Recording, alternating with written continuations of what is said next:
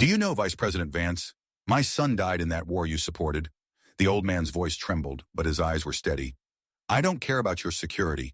I just want to know, can you look me in the eye and say it was worth it? JD felt as if the air had been sucked out of the room. The bodyguards tensed, ready to intervene. Dozens of eyes fixed on him, waiting for a reaction. One wrong word could turn this moment into a disaster. E-79 wound through the rolling hills of western Pennsylvania like a gray ribbon cutting through the autumn landscape. The maple forests were ablaze with red and orange, and low clouds promised rain later that evening. Inside his black armored Cadillac, J.D. Vance watched the landscape pass by with a touch of nostalgia. The hills reminded him of his childhood in Appalachia. Not the happiest times of his life, but the times that shaped him as a man. Mr. Vice President, we have a problem. The voice of Michael, his head of security, broke Vance out of his reverie. Something wrong with the engine. The mechanic says we'll have to make a stop. Vance winced. It had been a busy day, a morning meeting with Middle Eastern ambassadors, discussions of the new military doctrine, endless phone calls with governors of flood-hit states, and now this delay. How serious, he asked, putting down a tablet containing a briefing on the upcoming climate conference. Enough to be safe, sir. Pittsburgh is still an hour away. The mechanic recommends stopping in the nearest town, Redwood, 15 minutes from here. Vance nodded. How long will the repairs take? He says at least an hour, maybe an hour and a half. Well, Vance smiled with a hint of irony. Then we'll make an unscheduled stop in Redwood, Pennsylvania. Redwood was exactly as Vance had imagined it to be. A small town of barely 5,000 people, with a main street containing the town hall, post office, drugstore, and a few mom-and-pop stores. A typical American backwoods place, where time seemed to move more slowly.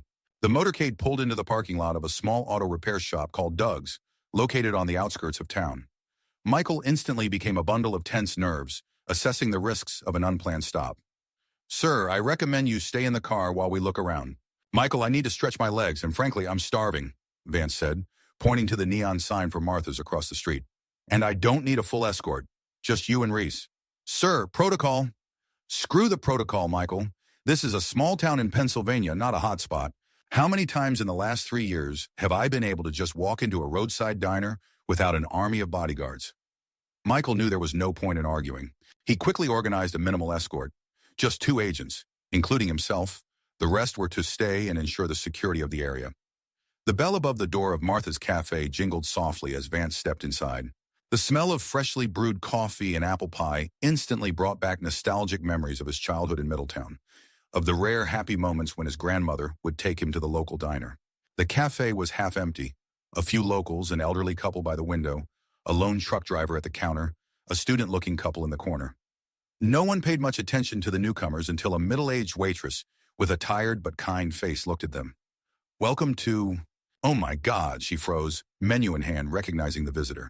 You're just passing by, Vance smiled, trying to keep the situation casual. Can we get a table? The waitress, her name tag read Doris, still looked stunned. Of course, Mr. Vice President. Right this way, please. As she led them to a table by the window, a wave of whispers swept through the cafe. People began pulling out their phones, surreptitiously snapping pictures of the distinguished guest. Vance kept his smile calm, though he sighed inwardly. He knew that in 5 minutes the entire town would know who had stopped by Martha's. What would you like to order, sir? Doris tried to sound professional, but her hands clutching her notebook betrayed her excitement. What do you recommend? I trust the locals in such matters. Vance smiled. Our signature cheeseburger and fries are unbeatable, Doris said proudly. And the apple pie. Martha, the owner, makes it from a family recipe. Great. Then a cheeseburger and coffee, and definitely pie for dessert. As Doris walked away, Michael leaned toward Vance. Sir, we're attracting too much attention. Maybe we should order to go. Relax, Michael. Let the people see that their vice president is a person just like them, eats at the same cafes, likes the same cheeseburgers. But not everyone in the cafe seemed to share that opinion. Vance noticed an older man at a nearby table, his lined face, his faded veteran's cap, his tattered flannel shirt, looking at him with undisguised distaste. Vance knew that look. He'd seen it often during his campaign trips around the country. The look of a man who believed that Washington politicians were all liars and traitors. Doris brought the coffee and, apparently plucking up her courage, asked, Mr. Vice President, can I take a photo for our wall? It's a tradition here to take photos of all famous visitors. Of course, Doris, Vance nodded. While Doris was getting her phone out, the bell at the entrance rang again, and several people entered the cafe. Apparently, the rumor about the distinguished guest had spread through the town like wildfire. By the time the steaming cheeseburger was placed in front of Vance, the cafe was full.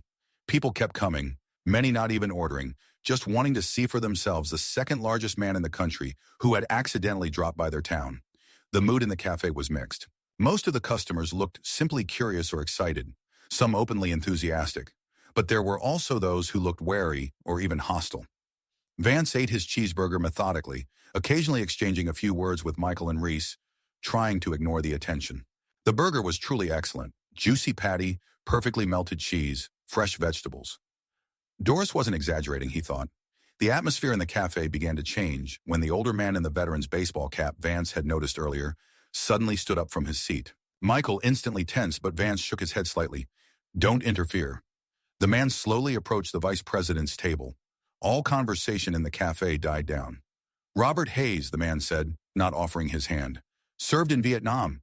Worked for 40 years at a steel mill in Pittsburgh until they closed it and moved production overseas. Vance nodded respectfully. Thank you for your service, Mr. Hayes. My son served too, Robert continued as if he hadn't heard the vice president's words. Sergeant Thomas Hayes, Marine Corps. He died 6 months ago in that Middle East mess you and your president were so eager to support. A murmur of excitement ran through the cafe. Michael made a move to stand up, but Vance stopped him with a hard look. I'm very sorry for your loss, Mr. Hayes, Vance said quietly. A pity? Robert Hayes smiled bitterly. You know, Mr. Vice President, my son believed in this country. He believed he was fighting for what was right. And then I read in the news that the operation in which he died was a political miscalculation, that the intelligence was inaccurate, that the casualties could have been avoided. Vance slowly placed his half-eaten burger on his plate. He felt dozens of eyes on him, curious, wary, hostile. Look, Mr. Hayes, Vance began, but the old man interrupted him. No, listen to me. You know, Vice President Vance, my son died in that war you supported. The old man's voice shook, but his eyes were firm. I don't care about your security. I just want to know. Can you look me in the eye and tell me it was worth it? Vance felt as if all the air had been sucked out of the room. The bodyguards tensed, ready to intervene. Dozens of eyes were fixed on him, waiting for a reaction. One wrong word could turn this moment into a disaster. A young woman stood behind Robert Hayes, somewhat reminiscent of him. The same stubborn eyes, the same set of shoulders. And my husband, too, she said. Corporal James Foster, killed in the same fight as Tommy. Vance rose slowly. He was almost a head taller than Robert Hayes, but the old man did not retreat an inch. Please, Vance said, gesturing to an empty chair at his table. Let's talk. Robert Hayes hesitated. His daughter, Vance was now certain it was his daughter, put her hand on her father's shoulder. Dad, you wanted to tell him to his face. Now's your chance. The old man looked into Vance's eyes for a few seconds, as if assessing his sincerity. Then he slowly sank into the offered chair. I'd like to hear about your son, Mr. Hayes, Vance said quietly. Sergeant Thomas Hayes. A shadow of pain crossed the old man's face, but then he straightened up, as if gathering his strength. Tommy was a good boy, always wanted to serve his country, just like I once did. Tommy was a good boy, always wanted to serve his country like I did. Graduated with honors, could have gone to college, but chose the Marines. Robert Hayes' voice was quieter, but there was a steely pride in it. 4 tours, Afghanistan, twice in Iraq, and most recently in the Middle East. Never complained. Vance listened attentively, without interrupting. Michael, his chief of security, was tense as a string, but kept his composure, realizing that the vice president did not want to interrupt this conversation. May I? Robert pulled a folded photograph from the inside pocket of his worn jacket and handed it to Vance. The picture showed a smiling young Marine in dress uniform standing next to his father. The same eyes, the same stubborn chin. Vance picked up the photo carefully. How old was he? He asked quietly. 28. Was supposed to be back in a month. Planning on getting married. Robert nodded toward the young woman who now stood next to their table. Not Susan, of course. She was married to his best friend, Jimmy Foster. They served together, died together. Susan Foster, a thin woman with deep dark circles under her eyes, did not cry. Vance thought she had probably cried all the tears she had in months. Please sit down, Vance said, gesturing to another empty chair at their table. Susan hesitated only a moment before she sank into the chair. Her hands, Vance noticed, were rough and bitten at the nails. The hands of someone who had worked hard. I'd like to know, she began, her voice quiet and even, cutting through the sudden silence in the cafe. How do you sleep at night? Susan, Robert said warningly. No, Dad. I have a right to ask. I have a right to know. She looked straight at Vance, unblinking. Jimmy died bleeding on the sand thousands of miles away. For what? So you could sign another oil deal? So the stock could go up 0.5%? Vance felt Michael tense even more, ready to intervene. But the vice president shook his head slightly. No, Susan, he said quietly. I can't sleep at night. Not after such losses. His honesty seemed to take her by surprise. Susan blinked as if she had expected a different answer, a political one, an evasive one. I'm not going to pretend to know your pain, Vance continued. I'm not going to say I understand what you're going through. That would be disrespectful to your loss. There was silence in the cafe. People stopped pretending not to listen. All eyes were on the table where the Vice President of the United States sat across from the father of a fallen soldier and the widow of another. Then explain to me, Susan continued, her voice shaking slightly, why did my husband and his best friend have to die in that mission? Why was the intelligence so bad that they walked right into an ambush? Why weren't they sent reinforcements in time? These were the same questions Vance had been asking himself and others in recent months, since that fateful day when an operation went awry, killing 15 servicemen. An operation he, as a member of the National Security Council, had approved. A series of mistakes were made, Vance began slowly. The enemy received information about our troop movements. The intelligence was out of date. Weather conditions prevented reinforcements from being brought in a timely manner. Just like that? Susan laughed bitterly. Annoying mistakes? My husband is dead because of a series of mistakes? Vance understood her anger. It was justified. 15 families had buried their loved ones because of these mistakes. The official story was in the papers, on the news. But there was another side the public would never know. Intelligence questioned, but ignored because of political pressure. Risks judged acceptable in light of potential geopolitical gains. No, Vance said, setting down his barely touched cup of coffee. It's not that simple. He could have repeated the official line. He could have spoken of the necessary sacrifices, of duty to the country, of the fight against terrorism. But looking into the eyes of this woman who had lost her husband, this father who had lost his son, he knew he could not. It was my responsibility, among other things, he said quietly. I was among those who approved this operation. A murmur went through the cafe. Michael seemed ready to physically drag the vice president away. And you knew about the risks? Robert asked. Yes. And they still gave the go-ahead? Yes, Vance met the veteran's gaze. There are always risks in war, Mr. Hayes. You know that better than most. At war, yes. But we are not at war with that country. Congress did not declare war. It was a peacekeeping operation, protecting American interests in the region. Robert smiled bitterly. And my son came home in a zinc coffin. Vance knew he was in a dangerous situation. Not physically. His agents would protect him if necessary. But politically, it was a minefield.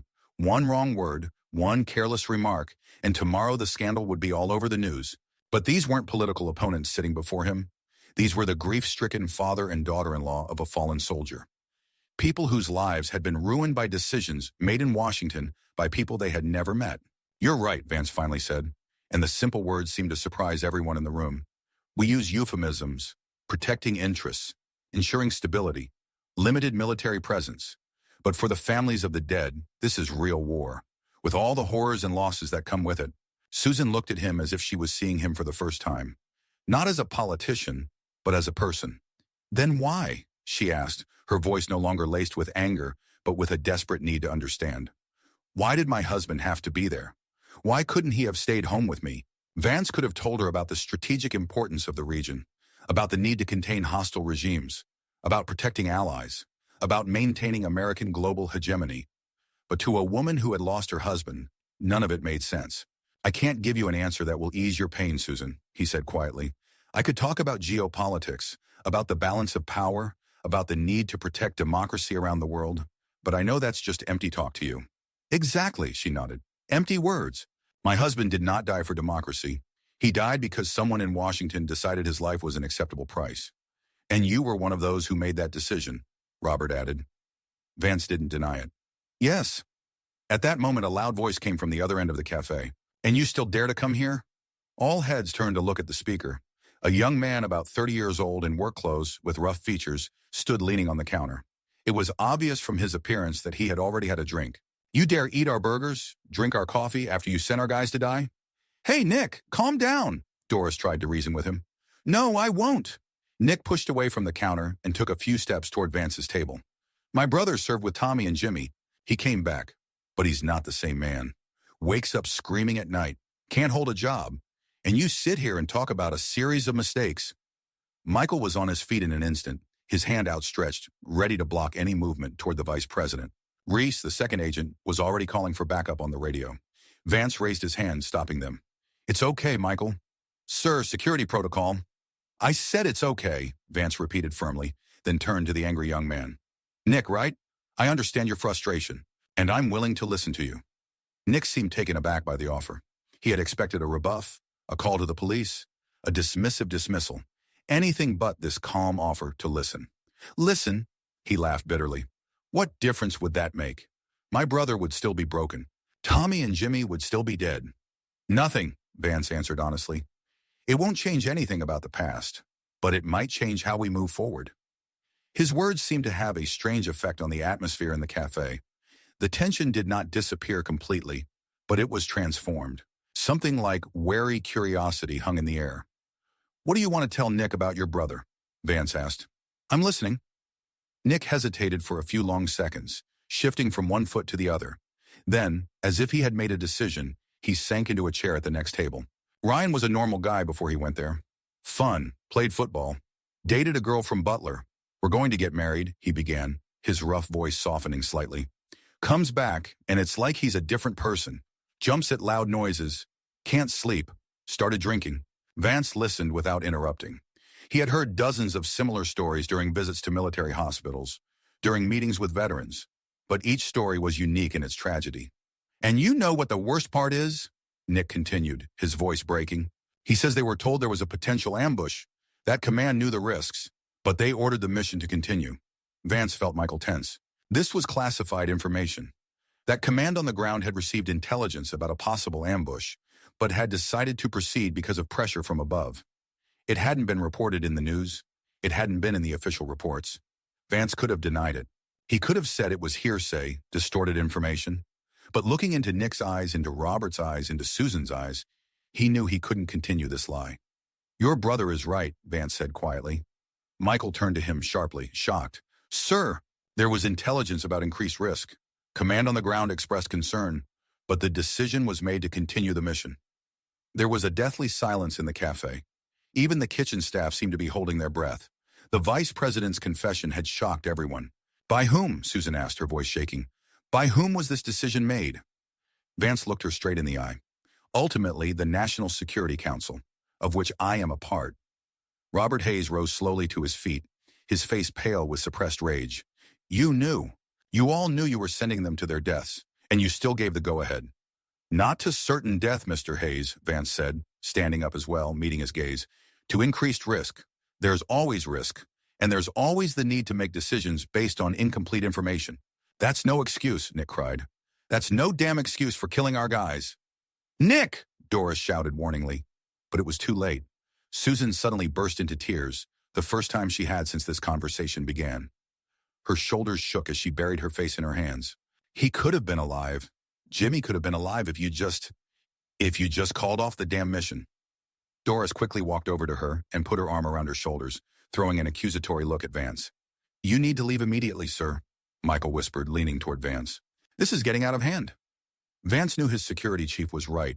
Things were getting really tense. Admitting that the government had known about the heightened risks of the operation and had gone ahead anyway was a political bombshell. It would be front-page news tomorrow. But he couldn't just walk away. He couldn't leave these people with their anger and pain without at least trying to explain. I understand your anger, Vance said, addressing not just his table, but everyone in the cafe. And you have every right to be angry. This was a tough decision, a decision that cost lives, and I bear responsibility for it, as do the other members of the council. Then why? Robert demanded. Why was this decision made, knowing the risks? Vance took a deep breath. He could explain about the critical intelligence this mission was supposed to yield, about the terrorist cell plotting to attack the American embassy, about how calling off the mission could lead to even greater losses in the future. But he doubted that would mean much to the people who had lost loved ones. Because we thought the alternatives were even more risky, he finally said. Because there are threats that the public doesn't know about and shouldn't know about. Because sometimes we have to choose between bad and worse. And who gave you the right to decide whose lives can be sacrificed? Susan asked quietly, wiping away tears. Who gave you the right to decide that my life with Jimmy is less important than your geopolitical interests? The question got to the heart of the ethical dilemma Vance faced every day in office. Who gave them the authority to make decisions that cost lives? The voters? The Constitution? God? Or was it simply the burden of power they had accepted? No one, Vance said quietly. No one gave us that right. But someone has to make those decisions and take responsibility for them. At that moment, 3 more Secret Service agents entered the cafe, apparently summoned by Reese. They quickly assessed the situation, ready to evacuate the vice president at any moment. Sir, the car is ready, one of them reported. We must leave this place immediately. Robert Hayes stood there, looking at Vance with pain and anger in his eyes. You know what Tommy told me in his last letter? He said he believed in what he was doing. He believed he was protecting his country, that his sacrifice was worthwhile. The old man's voice wavered. How can I believe that now, knowing he was sent to his death by people who knew the risks? Vance felt the words hit him in the heart. He had met with the families of fallen soldiers many times, offered condolences, said the right words about duty and sacrifice, but never before had he encountered such a direct, such a personal accusation. I can't bring your son back, Mr. Hayes, Vance said quietly, and I can't change the decisions that were made, but I can listen to you. I can learn about Sergeant Thomas Hayes not as a line on a casualty report, but as a man, as your son. His words seemed to surprise Robert. The old man looked at Vance with a long, appraising gaze. Sir, we really have to go, Michael said urgently. Vance ignored him. Mr. Hayes, I beg you, tell me about your son, who he was before he became a soldier. Robert continued to look at Vance, as if trying to figure out whether his offer was sincere or just another political stunt. Then, as if he had made his decision, he slowly sank back into his chair. Tommy loved baseball, he began quietly, ever since he was a kid. I used to take him to Pirates games when I could afford tickets. He collected player cards, knew the stats by heart. A glimmer of those happy memories appeared in the old man's eyes, although his face remained stern. He was a great pitcher in high school. He could have gotten an athletic scholarship if he wanted, but he chose to serve his country. Susan, wiping away the last of her tears, began to speak as well. He always made Jimmy laugh. Even in the darkest moments of the service, he found a way to lift everyone's spirits. Jimmy said Tommy was a ray of light on dark days. Vance listened, really listened, not as a politician doing his duty, but as a man trying to understand another man. With each word, Thomas Hayes became more than just a name on a death list, but a real person, a son, a friend, a baseball player, a joker, a soldier. As Robert and Susan talked about Tommy and Jimmy, the atmosphere in the cafe gradually changed. The tension was still there, but something else had been added to it, a shared sense of loss, a solidarity in grief. Other visitors began to quietly join in the conversation. Tommy taught my son to play baseball, said a middle-aged man at a distant table. He always made time, even when he was only home for a few days. And Jimmy helped fix my mother's roof after the hurricane, the woman added. He just showed up and did it, didn't even charge me. Gradually, the cafe filled with stories about the 2 fallen soldiers, not heroic epics of military exploits, but small, everyday moments of kindness and humanity. Vance listened carefully, taking in every detail. He saw Michael's face gradually change from tense to thoughtful. Even the other agents initially prepared to intervene forcefully, now stood silently, respectfully. They were good guys, Robert finally said, his voice weary but without the sharp anger it once had. The best this country has to offer.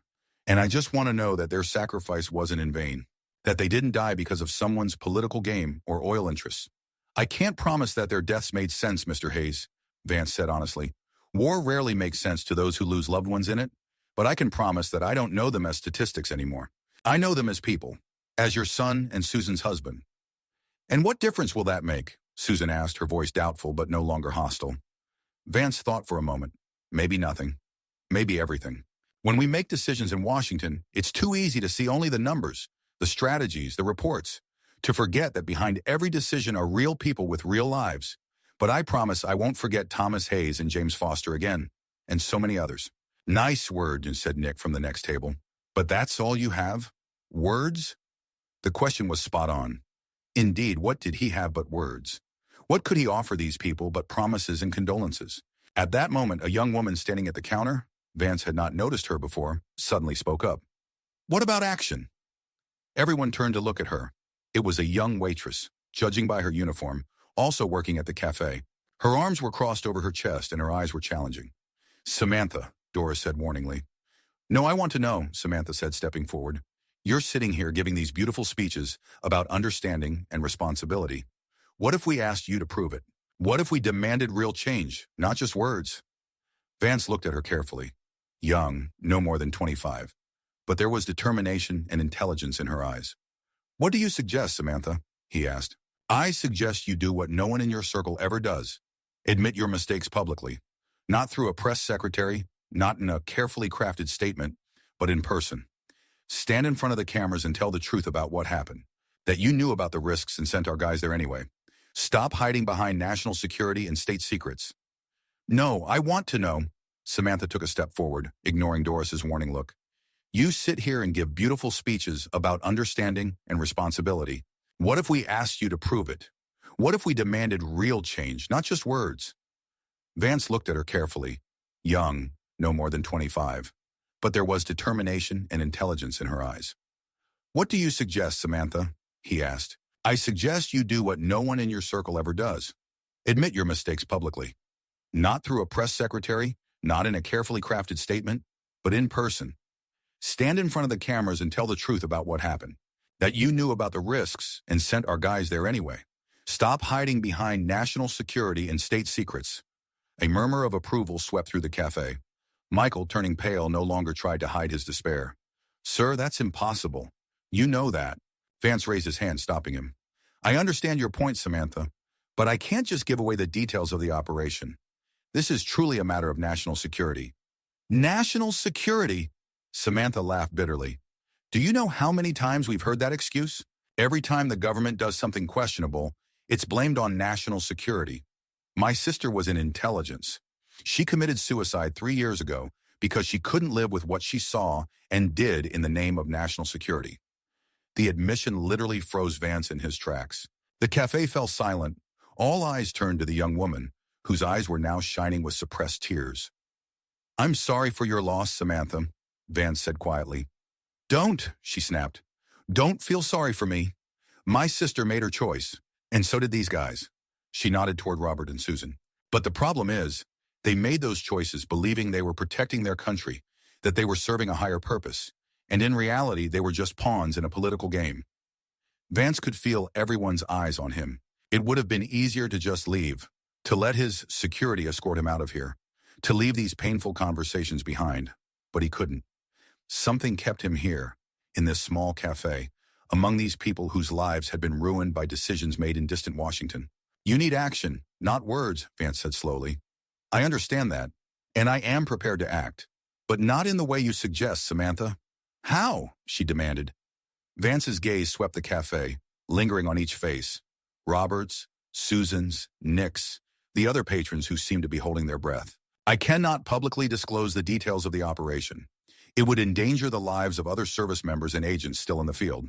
But I can initiate a closed congressional investigation. I can insist on full transparency with the Intelligence Committee. And I can personally meet with every family who lost a loved one in that operation. Empty promises, Samantha shook her head. We've heard it all before. No, Vance said firmly. Not empty. I give you my word that I will begin the process by tomorrow evening. And if you give me your contact information, I will personally brief you every step of the way. Samantha crossed her arms over her chest, clearly unconvinced. And why should we believe you? Because I didn't just make a promise. I made it publicly, in front of witnesses. And if I don't keep it, you'll all know I'm a liar. Sir, Michael whispered urgently, we have to go. The car has been waiting for over 20 minutes. Vance ignored him again. Instead, he did something no one expected. He sat back down at the table and motioned for Samantha to join him. Tell me about your sister, he asked. Samantha froze, clearly not expecting this turn of events. She hesitated, looking at him suspiciously. For what? Because I want to know who she was, not as an intelligence agent, but as a person, as your sister. Doris walked up to Samantha and gently placed her hand on her shoulder. Sam, you don't have to. No, I do, Samantha decided suddenly, pushing her chair back and sitting down across from Vance. I want at least one of you to understand what's behind your numbers and reports. The cafe fell silent again. Even Michael seemed to realize the futility of his protests and silently retreated, taking up a position a little further away, but ready for immediate intervention. Her name was Emily, Samantha began, her voice shaking slightly. She was 6 years older than me. She always protected me at school, helped me with my homework, told me stories before bed when Mom worked the night shift. Vance listened without interrupting, memorizing every detail, just as he had done with the stories about Tommy and Jimmy. She was always the smartest, graduated from Georgetown with honors, spoke 3 languages fluently. She was recruited straight out of college. She was so proud, so excited to serve her country. Samantha paused, clenching her hands into fists. The first few years were fine. She couldn't talk about her work, of course, but I could see that she was happy, that she felt needed. And then, something changed. She became withdrawn, stopped calling so often. When she came home, she hardly slept, drank too much. Samantha looked up at Vance, and he saw not only pain in her eyes, but also anger. The last time I saw her alive, she said something strange to me. She said, "Sometimes I don't know who we are, Sam. Sometimes I'm not sure we're the good guys." The cafe became so quiet that you could hear the ticking of the old wall clock above the counter. A week later, I got a call. Samantha continued, her voice now barely audible. She had shot herself in her apartment in Arlington. No note, no explanation. Just a formal condolences from the agency and a promise to help with funeral arrangements. Vance felt something tighten in his chest. He had seen this before. Broken souls who could not bear the weight of secrets and questionable moral decisions made in the name of national security. I tried to find out more, Samantha said. I tried to understand what led her to this, but all I got was the standard lingo about confidentiality and national security. Even her personal belongings were returned to me only after they passed security clearance. Her diary was confiscated. Her computer was confiscated.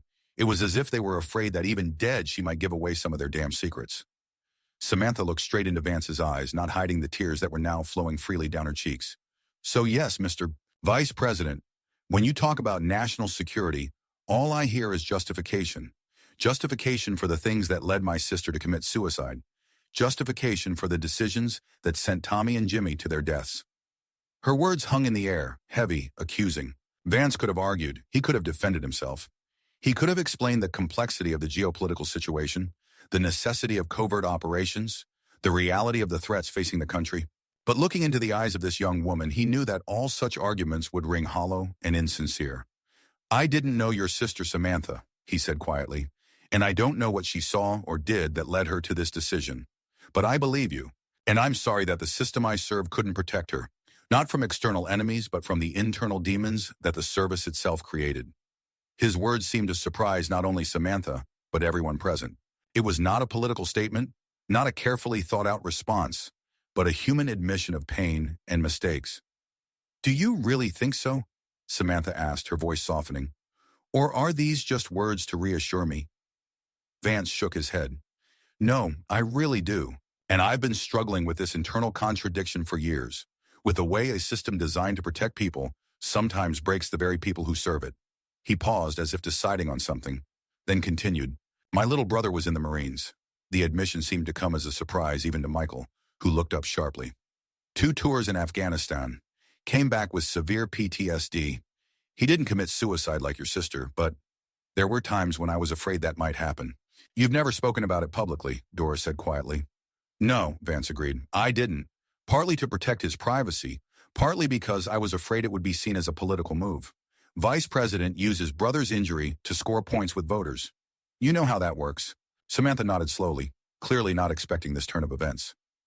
And what's wrong with him now? He's better, Vance smiled weakly. He's been through a lot of rehabilitation, therapy, support, a new purpose in life. Now he's working with other veterans, helping them cope with what he went through. I didn't know, Samantha said quietly. Everyone thinks that people like you, that you've never had to deal with the real effects of war. People like me, Vance echoed, and there was no resentment in his voice, only a weary understanding. Yeah, I know. Politicians, bureaucrats, those who make decisions from the safety of afar. It's true to a certain extent. We don't risk our lives the way the soldiers on the front lines do. We don't face the horrors of war the way they do. He paused, then continued. But many of us still know the price of these decisions, personally through our loved ones. And yes, some of us try to remember this every time we sign an order that could cost human lives. But you still signed them, Samantha noted, though her tone was no longer accusatory but rather thoughtful. Yeah, Vance nodded, because that's the job. Because someone has to make those decisions. And I'd rather it be someone who understands the weight of those decisions than someone who just sees them as numbers on a piece of paper. Robert Hayes, who had been silently listening to the exchange between Vance and Samantha, suddenly spoke up. You say you know the price, Mr. Vice President, but still, when it came to choosing between the safety of those guys and whatever your reason for continuing that operation was, you didn't choose them. It was a fair accusation, and Vance did not shy away from it. You are right, Mr. Hayes, and I will have to live with this choice for the rest of my days. And they don't, Susan added quietly. Vance nodded, taking the blow. Yes, they are not. The tension in the cafe was almost palpable. Michael leaned toward Vance again and whispered something in his ear, but the vice president shook his head. I know nothing I say will bring back your son, Mr. Hayes, Vance said, looking at the old man, or your husband, Susan, or your sister, Samantha. But I want you to know that your losses are more than statistics to me. I will remember their names. I will remember their faces, and I will do everything I can to make sure their sacrifice was not in vain. How? Samantha asked persistently. How exactly will you do this? It was a critical moment. Vance could have given an evasive, politically safe answer. He could have made beautiful but meaningless remarks about memory and legacy, but looking into the eyes of these people, he decided he had to give them something real, something concrete. First, I will personally ensure that there is an independent investigation into that operation. Not for public reporting, no. Some details do need to remain classified for the safety of others, but for internal analysis and lessons learned. He paused, then continued. Second, I will create a special support program for the families of those killed in the covert operations, those who are often left with minimal information and assistance precisely because of the secrecy of the missions. And third, he added, looking directly at Samantha, I am initiating a review of the mental health support protocols for intelligence officers, because too many of us, like your sister, are left alone with our demons. There was a silence in the cafe as those present considered his words. It was clear that not everyone believed him. Some of the faces were downright skeptical. But there were also those whose eyes flashed with something resembling hope. Beautiful promises, Nick said, though his tone was no longer as aggressive. But how will we know you'll keep them when you get back to Washington? You don't take my word for it? Vance smiled weakly. I don't blame you. I wouldn't either. So I'll offer you this. I'll give you my personal contact. Not the official office number, not the email that aides check. My direct number. And if you don't see any real action in a month, you can call me and remind me of my promise. And if that doesn't work, you always have the press. Michael looked like he was about to faint at this breach of protocol, but he held back his reaction. Are you really going to give us your personal number? Samantha asked incredulously. Yes, Vance replied simply. The word hung in the air, a small but powerful promise. A promise not just of action, but of accessibility, of accountability. A promise that politicians of his stature rarely made. Samantha looked at him long and hard, as if trying to see through the political facade and see if he was being sincere. Then, making some internal decision, she nodded slowly. Okay, I'll give you a chance to prove that you not only say the right things, but do them. Vance pulled out his phone, and despite Michael's obvious disapproval, wrote down his personal number on a napkin, which he then handed to Samantha. Please don't abuse this, he said with a slight smile. But if I don't keep my word, you have every right to call me and call me to account. Samantha took the napkin and folded it without looking at the number written on it, as if to show that she trusted him with at least this small gesture. Robert Hayes, who had been watching the exchange, suddenly sat up straight and said, I'm still not sure I can believe you, Mr. Vice President, but I respect that you at least listen to us. Many in your position would have simply brushed us off. Or they would have fled at the first opportunity, Susan added, glancing at the nervous Secret Service agents who were clearly itching to leave the place. I can't promise to fix everything, Vance said honestly. Some decisions can't be undone. Some mistakes can't be undone. But I can promise that I heard you today, and that I'll remember this conversation the next time I make a decision that could cost someone their life. He started to rise, realizing that he had already been late for too long. I have to go, he said, and Michael literally breathed a sigh of relief. But before Vance could fully stand up, Samantha asked another question that literally made him freeze in his tracks. What about you? What about me? Vance didn't understand. How do you live with that, she asked, knowing that your decisions could cost people their lives? How do you cope with that burden? The question seemed to strike a chord with something deeply personal. Vance sank back into his chair slowly, as if his legs had suddenly given up on him. Honestly, he asked, his voice uncertain for the first time in the conversation. Not very well. This confession, so human, so vulnerable, seemed to surprise everyone in the cafe, including Vance himself. There are nights when I can't sleep, thinking about all the decisions I've made or been involved in. All the lives that have been touched, or ended, because of those decisions. He paused, then continued. His voice was quiet. But the cafe was so quiet that every word was clearly audible. I tell myself that this is the price of leadership, that someone has to make these hard decisions, that I don't have the luxury of moral clarity because the world is too complex and too dangerous for simple, clean decisions. He looked at Samantha, then at Robert and Susan. But the truth is, every loss leaves a scar, and I carry those scars with me, even though no one sees them. And sometimes at night they hurt so much that I can't breathe. At that moment, Vance was not the Vice President of the United States, not a politician, not a figure of power. He was simply a man acknowledging his pain and his vulnerability to other people, who also knew what pain was. And something changed in the atmosphere of the cafe. Not abruptly, not dramatically, but noticeably, as if the wall separating them and him cracked slightly, letting in a ray of understanding. I never thought I'd hear such a confession from someone like you, Samantha said quietly after a long pause. Someone like me? Vance asked. Politician, a man of power. It always seemed like you were all, I don't know, made of different stuff. That you could turn off your emotions when you made decisions that ruined other people's lives. A lot of people can, Vance admitted, or at least they think they can. But I've never been one of them. And you know what? I'm not sure that's a disadvantage. He started to rise again, and this time no one stopped him. Michael was already there, ready to finally complete his task and ensure the Vice President's safe departure. Thank you for your time, Mr. Vice President, Robert Hayes said, his voice no longer bitter. And for your honesty, even if I don't agree with everything. Thank you, Mr. Hayes, for your son, for raising a man who was willing to serve his country, even at the cost of his own life. Vance extended his hand, and after a brief hesitation, Robert shook it. Susan simply nodded, not trusting her voice. But her eyes no longer held the open hostility they had at the beginning of the conversation. Samantha stepped forward and said quietly, I will wait for your actions, Mr. Vice President. And if you keep your promises, I will be the first to publicly admit it. Fair enough, Vance nodded. I wouldn't expect anything less. He turned to leave, the security agents already lined up, ready to escort him to the car. But then, as if remembering something, he stopped and turned to Doris, who had been standing nearby all this time, watching the conversation. By the way, that cheeseburger was really good. I haven't had anything better in a long time. This simple human remark seemed to finally diffuse the atmosphere. Several people even laughed quietly. Next time, try the apple pie, Doris replied with a slight smile. It's even better. Of course, Vance promised, and accompanied by his security, headed for the exit. Samantha watched him go, still clutching the napkin with his number on it. Her feelings were mixed, disbelief warring with a tiny spark of hope she didn't want to allow herself. When the door closed behind the Vice President and the bell rang melodically, the cafe remained in complete silence for a while. Then, as if awakening from a collective trance, people began to talk quietly among themselves, discussing what had happened. Do you believe him? Nick asked, walking up to Samantha. She stared at the closed door for a long time, as if she could still see Vance's silhouette there. I don't know, she answered honestly. Part of me wants to believe. The other part says it's all just empty words, like always. He's not like other politicians, Robert said, still sitting at the table where the drama had just played out. At least he wasn't afraid to look me in the eye. Susan, wiping away the last of her tears, shook her head. Words. All they have are words.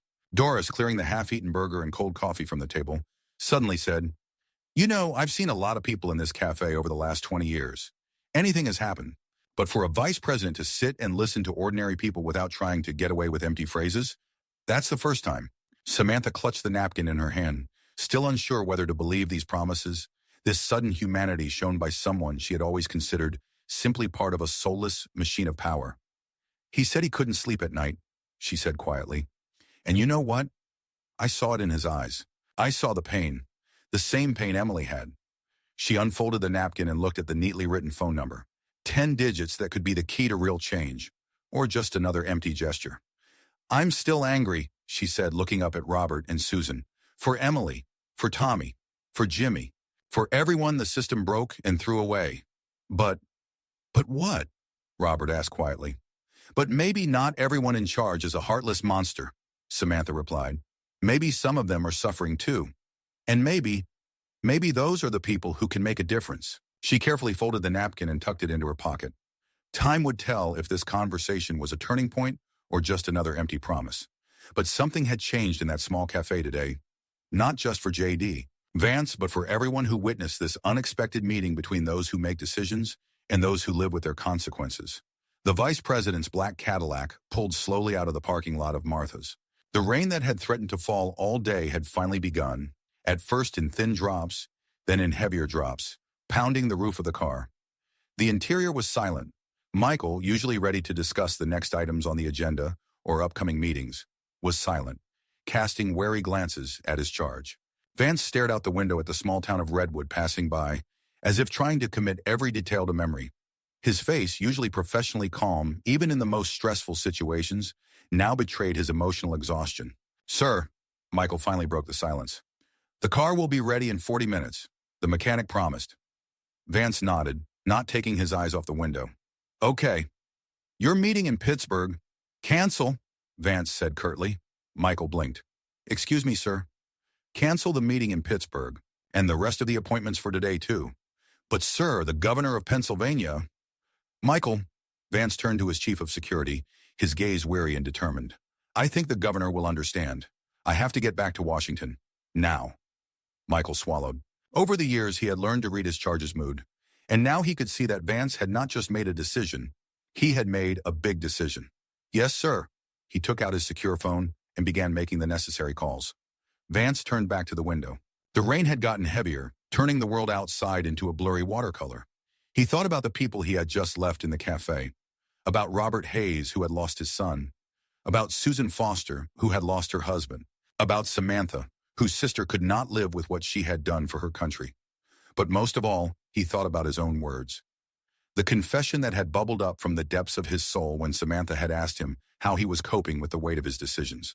But the truth is, every loss leaves a scar, and I carry those scars with me, even though no one sees them. And sometimes at night they hurt so much that I can't breathe. Were these words a mistake, a sign of weakness, or on the contrary, a moment of rare sincerity, which is so lacking in politics? "Sir," Michael's voice brought him out of his reverie, "the White House has confirmed the change in your schedule. The plane will be ready in an hour. The governor has expressed understanding and hopes to meet soon." Vance nodded. "Thank you, Michael." "If I may ask, sir," Michael hesitated, choosing his words, "what do you plan to do when you return to Washington?" Vance closed his eyes for a moment, then opened them and looked straight at Michael. "What I should have done a long time ago." The next morning was surprisingly clear and sunny, as if yesterday's rain had washed away all the clouds from the sky. Samantha opened Marty's cafe earlier than usual. She barely slept that night, replaying the conversation with the vice president over and over in her head. Doris arrived half an hour later, raising her eyebrows in surprise at the sight of the coffee machine already running and the floor swept. "You're early," she remarked, tying her apron. Samantha shrugged. "I couldn't sleep." Doris nodded understandingly. "No wonder after yesterday. The whole town is talking about it." Samantha remained silent, busy arranging fresh napkin holders. "Did you believe him?" Doris asked quietly. Samantha froze for a moment, then slowly turned to face her colleague. "I don't know," she answered honestly. "I want to believe. But you know how many times we've all heard promises?" Doris nodded, needing no further explanation. At that moment, the bell above the door rang, announcing the first visitor of the day.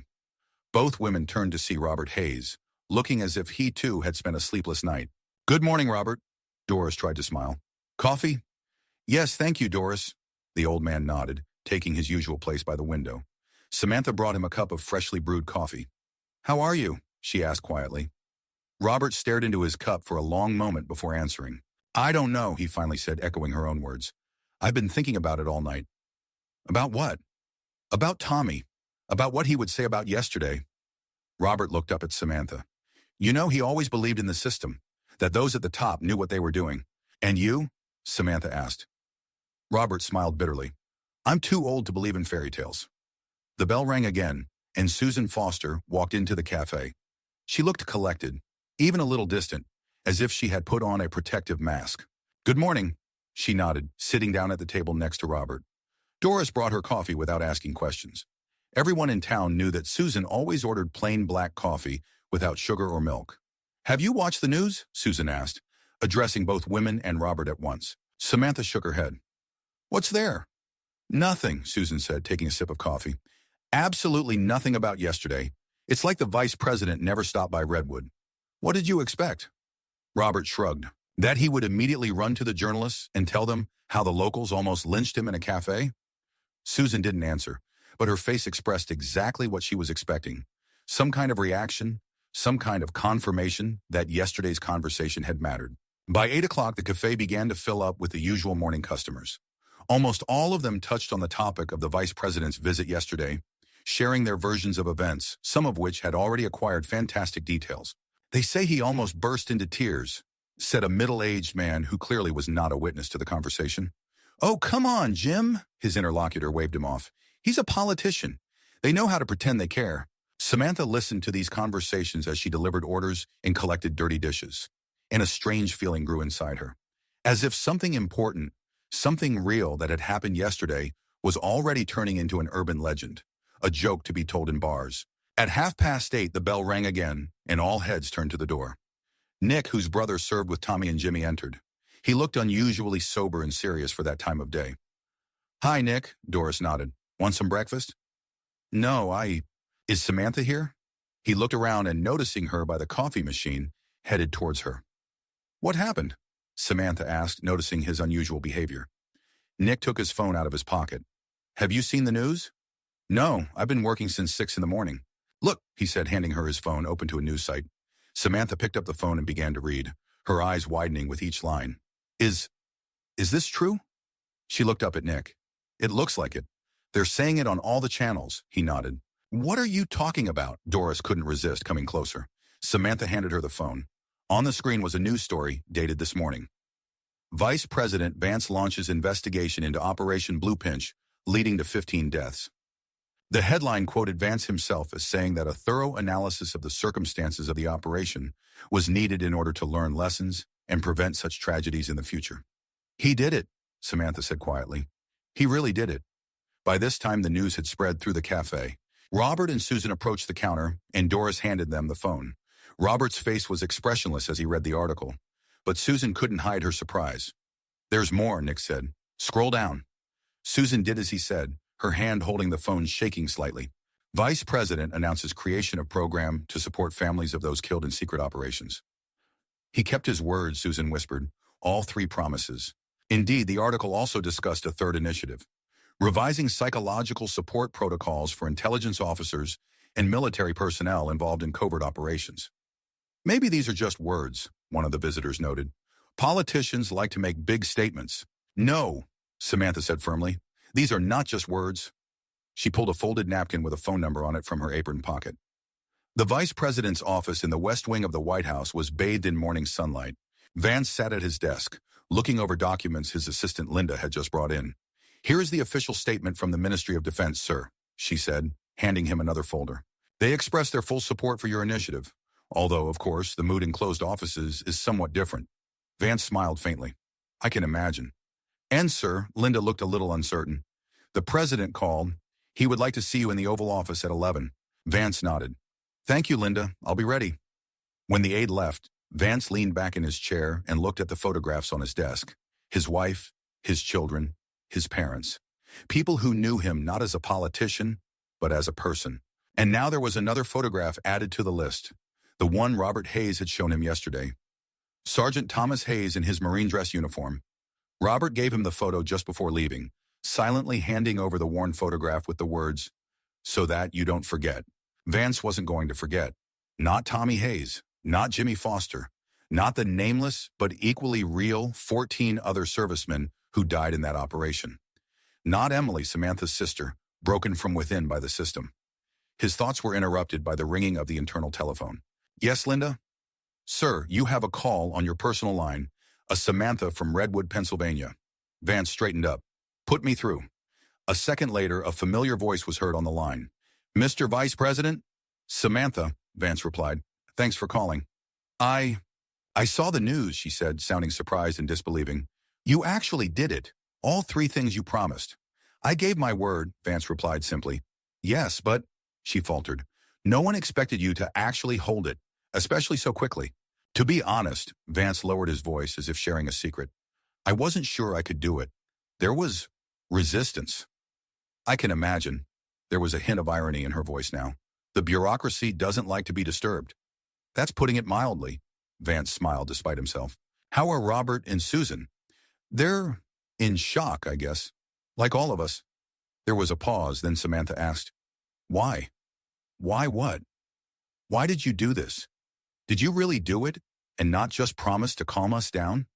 Vance thought for a moment, formulating his answer. Because you were right, Samantha. All of you. About the need for accountability. About how too often national security becomes a cover for mistakes and questionable decisions. About how the system sometimes forgets about the people who serve it and the families who bear the weight of that service. He paused, then added, and also because it was the right thing to do, and I don't have enough right things to show for it. On the other end of the line, Samantha made a sound that was like a laugh, but with a hint of bitterness. You know what's weirdest, Mr. Vice President? I'm starting to think you actually believe what you're saying. Is it that surprising? For a politician? Yes, quite surprising. There was no longer bitterness in her voice, but something akin to respect.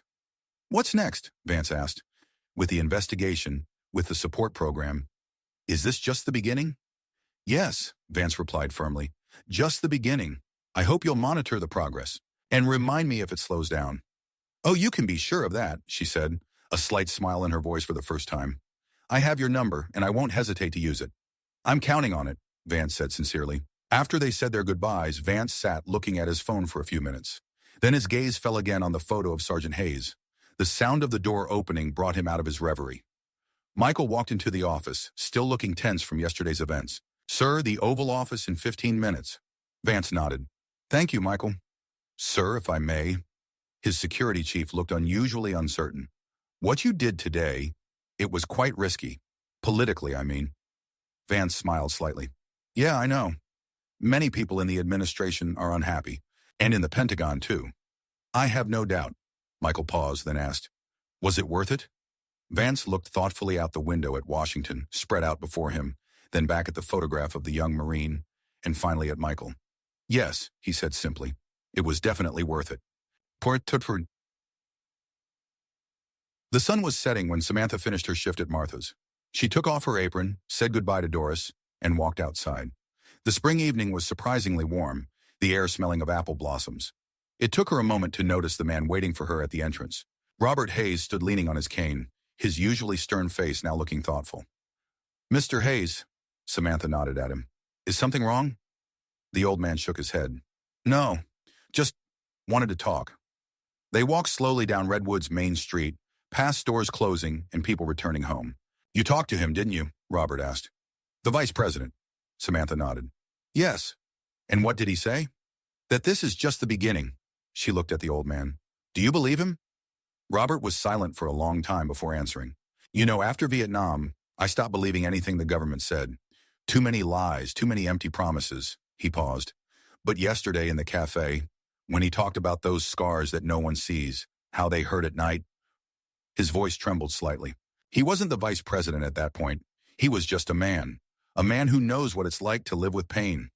Samantha nodded understandingly. I'm still angry, Robert admitted, at the system, at those who sent my son to his death. But maybe they're not all soulless monsters who don't care about ordinary people.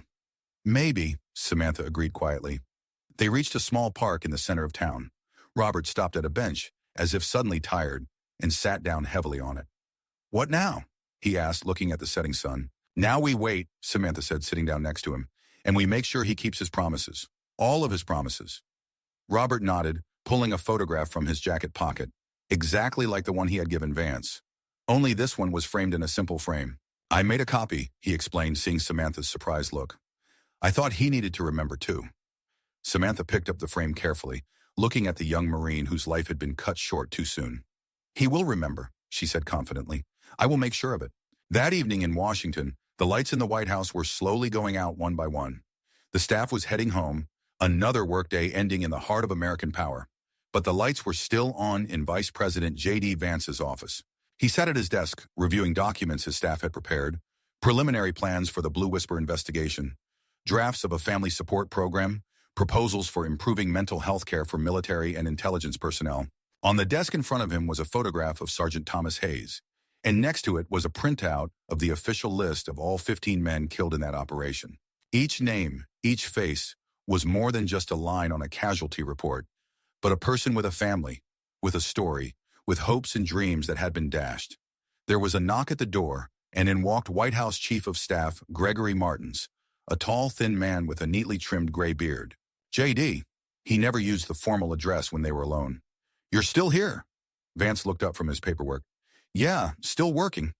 Martins closed the door behind him and walked over to the desk, glancing briefly at Hayes' photograph. "The president is still unhappy," he said without preamble. "He thinks you should have cleared your statements with him before you spoke." "I know," Vance replied calmly. "The Pentagon is furious. The CIA is not happy either." "Nothing surprising." Martins looked closely at the vice president. "Do you realize that you just created powerful enemies for yourself? That in the next election cycle, this could cost you—" "Greg," Vance interrupted gently, "we both know I had the political implications figured out before I made that statement." "And he still did it," Martins shook his head, his voice filled with bewilderment. "I did it anyway," Vance agreed. The chief of staff looked thoughtfully at his old friend and colleague. "What happened in that cafe, JD? What did they tell you that made you risk everything you've spent years building?" Vance was silent for a few seconds, collecting his thoughts. "They made me remember why I went into politics in the first place," he finally said. "Not for power, not for influence, not to have my name written down in history, but to change the system for the better, so that it serves the people and not the other way around." He held up a photograph of Sergeant Hayes. This young man believed in his country. He believed that his service was worthwhile, that the system he served cared about him and about people like him. And we failed him, Greg. We all failed him. Martin sighed heavily, sinking into the chair opposite the table. "I understand how you feel, JD, but politics is the art of the possible. We can't save everyone. We can't fix everything that's wrong with the world." "No," Vance agreed. "We can't. But we can try, and we must try." He put the photograph down and looked at his old friend. "I'm tired, Greg," he admitted. "Tired of compromises that feel more like capitulation. Tired of fine words that aren't followed by action. Tired of pretending I don't have a guilty conscience when I sign orders that could cost someone their life." Martin studied the vice president's face for a long time, as if he was seeing it for the first time. "Do you realize that this could be political suicide, especially if the investigation reveals problems that affect high-ranking people?" "I realize," Vance replied simply, "and you still go for it." It was not a question, but a statement that sounded something like respect. "Yes," Vance said, looking at the photo of Sergeant Hayes, then at the list of names of the dead soldiers. "Because it's the right thing to do." Martins rose from his chair, his eyes showing a complex mixture of emotions. Concern, respect, something akin to envy. "Well," he said, heading for the door, "then you're going to need help, a lot of help." Vance looked up at him questioningly. "You can count on me," Martin said firmly. "I'm with you in this, whatever happens." After the door closed behind the chief of staff, Vance sat motionless for a long time, looking at the photograph of the young Marine whose death had suddenly changed so many lives, including his own. His hand reached for the phone. He had to call his wife, tell her everything, prepare her for the possible storm that was coming for their family. But before he dialed the number, he opened the top drawer of his desk and took out a blank sheet of paper. "Dear Sergeant Hayes," he began, "we've never met, but I need to explain something to you." The hand holding the pen shook, but the lines formed into words, the words into sentences, the sentences into a promise. A promise not just to remember but to act, to change a system that too often forgets about those who serve it. Outside it was completely dark. The lights of Washington twinkled in the night like distant stars. The city of power was quiet, preparing for a new day that might change the usual course of things. And in this vast city in his office, the Vice President of the United States was writing a letter to a fallen soldier he had never known, but whose death had suddenly acquired personal significance for him. It wasn't the end, it was the beginning of a path that could have cost him his career, his influence, his political future. But for the first time in years, J.D. Vance felt like he was going in the right direction, that he was finally doing what he had come into politics for long ago, trying to change the system not with words but with actions. And somewhere far away, in the small town of Redwood, Pennsylvania, Samantha clutched the napkin with the vice president's phone number in her hand, looking at a picture of her smiling sister. "We'll make them remember, Emily," she whispered. "We'll make them all remember."